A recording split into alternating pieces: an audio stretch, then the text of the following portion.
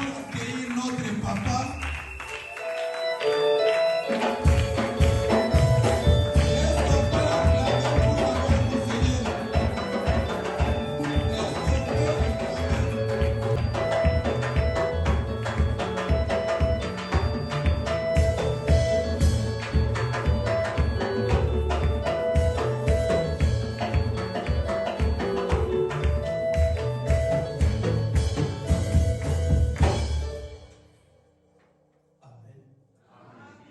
Bonsoir tout le monde. Bonsoir. Asseyez-vous. Merci que Dieu vous bénisse. Seigneur, mais quand vous entrez dedans, on doit arriver à la nourriture solide quand même. Ça ne va pas continuer. Continuez, papa. Tournons-nous plutôt vers ce qui correspond au stade adulte, Oui. sans nous remettre à poser les fondements, c'est-à-dire l'abandon des actes qui mènent à la mort. Vous avez compris? Et la foi en Dieu. On doit abandonner l'amour des actes qui mènent à la mort, c'est-à-dire le péché. Donc, c'est un point doctrinal si dans une église, on ne condamne plus le mal. 2. L'enseignement L'enseignement sur la foi. sur la foi en Dieu. La foi en Dieu. Donc, je vais y revenir. Continuez. L'enseignement sur les différents baptêmes, l'imposition des mains. On dit les différents. Vous comprenez que les femmes. Louis, c'est qu'on dit l'enseignement de le baptême au pluriel. Mais ici, on nous dit les différents baptêmes. C'est qu'il n'y a pas un seul baptême. Allons-y. L'imposition des mains, la résurrection des morts. Quand on dit l'imposition des mains, ça veut dire l'imposition des mains, c'est un point doctrinal. Comment ça devient un point doctrinal? Ça veut dire ceci. Vous pouvez vous asseoir, j'ai même oublié vous êtes debout. Il fallait me rappeler vous aussi. L'imposition des mains, c'est un point doctrinal. Ça veut dire quoi? Chez nous, à la CAC, dans notre communauté, partout où on va implanter une église au nom de la CAC, nous avons une seule doctrine pour ce qui est guérison, bénédiction, transfert, d'onction, quoi que ce soit. Tout se fait par imposition des mains, pas l'huile, pas l'eau, pas autre chose. Nous, on ne donne pas des prières de psaumes. Tout se fait par. Si nous voulons bénir le mariage, on impose. Si je vais te bénir pour que Dieu vous ouvre les voies, on ne fait pas l'onction de bénédiction. On utilise l'huile. Non, c'est l'imposition. Tout se fait par imposition. Jésus a dit, allez, vous imposerez les mains malades et ils seront de Dieu sur le Saint-Esprit. Maintenant, là, vous provoquez des choses. Après, nous terminons avec ça. Vous voyez? Et il reçurent le Saint-Esprit.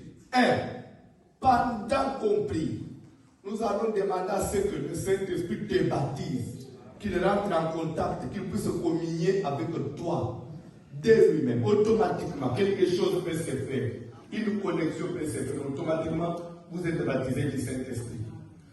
Et si ça ne se passe pas comme ça, on peut vous imposer les mains. À partir de l'imposition des mains, vous recevez le Saint-Esprit. Quelqu'un qui a le Saint-Esprit, s'il vous impose les mains, il vous communique le Saint-Esprit. Ce n'est pas moi qui l'ai dit. Lisez le verset suivant.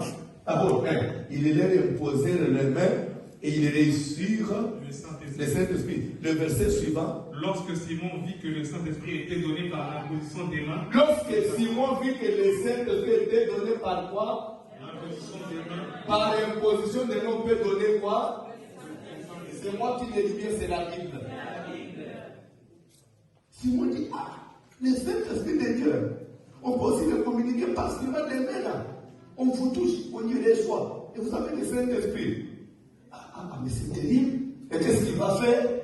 Il leur offrit de l'argent en disant, il est rentré vite. Chez lui, il a pris 3 000 euros.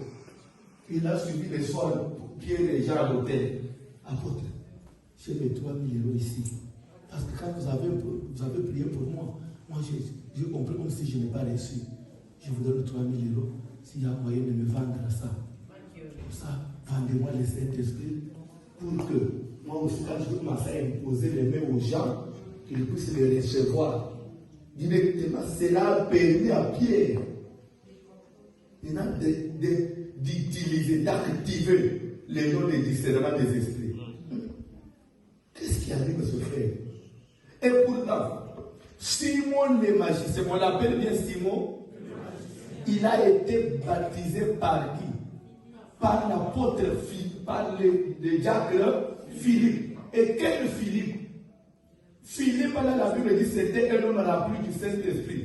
Le même Philippe, une fois, les esprits l'avaient transporté en chair et en os pour aller les déposer dans une ville, là où il a eu à parler avec l'énigme éthiopien. Et il a même baptisé ce ministre-là. Tu étais ministre. Il a même baptisé ce ministre-là. Et après, les Saint-Esprit les ramènent encore là où il est. Il a transporté comme ça, comme dans un ascenseur.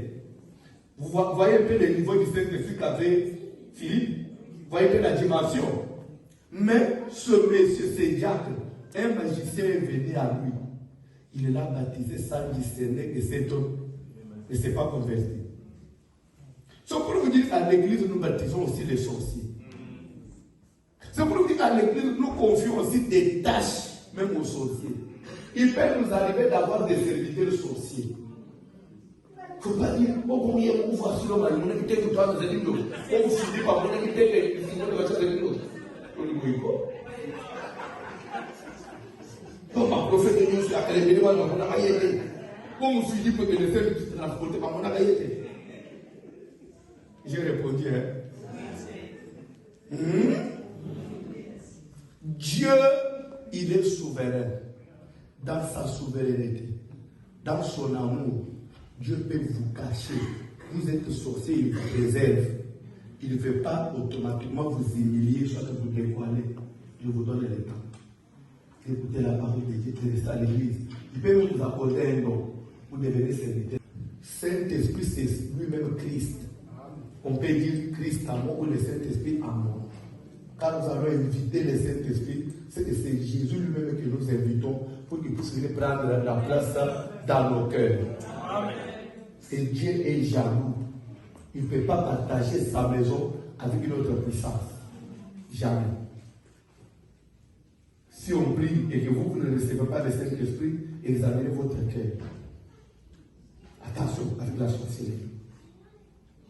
Et si, verset 11, et si l'esprit de celui qui a ressuscité Christ d'entre les morts habite en vous, celui qui a ressuscité Christ d'entre les morts rendra aussi la vie à vos corps mortels. Quand on dit corps mortel, c'est-à-dire corps physique, dans la chair, ça veut dire quoi? Quand on a le Saint-Esprit en soi, le Saint-Esprit donne la guérison, là où il y a la maladie. C'est ça que la phrase dit. On dit, et si l'Esprit de Dieu qui a résisté Christ d'entre les morts habite en vous, Dieu qui a résisté Christ d'entre les morts donnera aussi la vie à vos corps mortels. C'est que même si j'avais l'esprit de mort, si j'avais une maladie mortelle, le fait de recevoir le Saint-Esprit, comme Dieu, par son esprit, il avait ramené Christ d'entre les morts à la vie, c'est que Dieu va aussi me donner la vie, la guérison, la délivrance. Donc, le Saint-Esprit, c'est la délivrance. Moi, je vous dis, je ne suis pas venu vous faire peur ou soit vous condamner, mais je suis venu prêcher la parole. Examinez votre vie. La délivrance, nous disons bien que c'est un processus. Mais le processus, c'est un processus évolutif. Il faut qu'il y ait quand même des niveaux, non? On a parlé de la doctrine des baptêmes. Pour le bénéfice du baptême, il faut baptêmer le baptême, c'est quoi? L'imposition des mains. Nous savons la résurrection des morts, le jugement des riens. Et la Bible dit qu'il prêcha la bonne nouvelle du royaume et du nom de Jésus. Pour dire qu'il a parlé de la vie éternelle qui est basée dans la divinité de Christ, Il faut que les gens comprennent que Jésus, c'est lui l'unique Dieu, le Créateur et le Sauveur. Quand on parle de la bonne nouvelle, c'est autour de Jésus. Quand elle sait que miracle, pardon spirituel est garanti à vie éternelle. Savoir que quelqu'un a le Saint-Esprit, on doit le constater à partir des fruits de l'Esprit. Ce n'est pas les dons. Les dons sont des grâces. Les grâces, c'est passager.